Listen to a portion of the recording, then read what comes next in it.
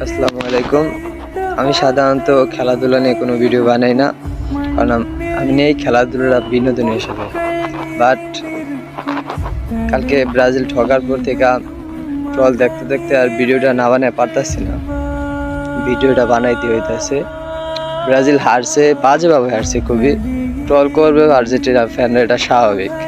But কিছু কিছু brainless পোলাপান আছে, সাপ্রিমার কাপ ফ্যান আছে আর্জেন্টিনা পেজের, ওরা রাতে এমন ফ্যান আছে রাতে খেলাও দেখে নাই, সকালে উঠা মানে হাইলাইটস বা ইহা দেখে ট্রল করতেছে। ব্রাজিল ঠক যে ওরা ট্রল করবো স্বাভাবিক, এটা নিয়ে মাথা ব্যথা নেই।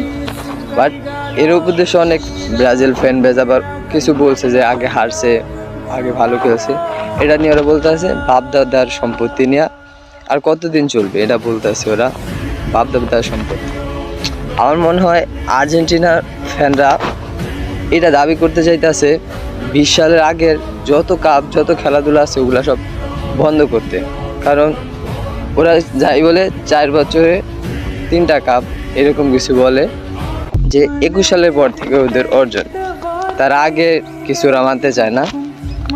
মানে ওরা এমন ভাব নিতে আছে 2002 সালের পর থেকে, 2002 সালেও ব্রাজিল কাপ নিছে, 2002-এ, 2004, 2006, 8, 12, 14, 18, এই 22 সাল, এমনকি 22 সালেও টেবিল টপার থাইকা লাতিন আমেরিকার টেবিল টপার থাইকা ওরা কোয়ালিফাই করছে ওয়ার্ল্ড কাপ, যে জায়গায় আর্জেন্টিনা 4 বার কোয়ালিফাই করতে পারে না, বিশ্বকাপে খেলতে পারে না।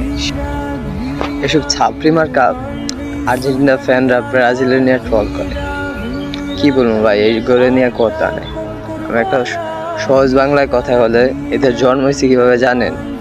হয়তো বা ঝড়ের রাত ছিল, কোনো ফার্মেসি খোলা ছিল না, এই জন্য হয়তো এসব সাপ্রিমার কাপ ফ্যান বেস তৈরি হইতে পারে না আর্জেন্টিনা, বুঝছেন?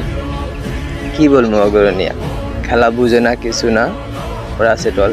এটা আমিও মানি যে ব্রাজিল খারাপ খেলছে, ঠক যে চাইটা কি ব্যাপক ব্যবধান, ভালো খেলে নেই, এটা নিয়ে ট্রল করবি। আগের কিছু বললে বাপ দাদার, মানে ও দাবি একটাই যে 21 সালের আগে কোনো খেলা হয় না, 21 সালের আগে কোনো ট্রফি তারা মানে না, 21 সালের আগে তারা কিছু মানবো না। ওগো জন্ম হয়েছে 21 সালের পরে, বলছে 21 সালে ওগো জন্মটা হয়েছে, ওগো জন্মটা হয়েছে হাইব্রিড দিয়া, মানে 21 সালে বড় জন্ম হয়েই বড় হয়ে গেছে। হাইব্রিড আছে না চায়না, এই হাইব্রিড দিয়ে ওগো জন্মটা দিছে। তো ভাই ওগুলো নিয়ে কিছু বলার নাই। একজন ব্রাজিল ফ্যান হিসাবে আমি থাকতে পারছিলাম না, তাই ভিডিওটা বানাইছি। আমার কথা যদি খারাপ লাগে থাকে আমার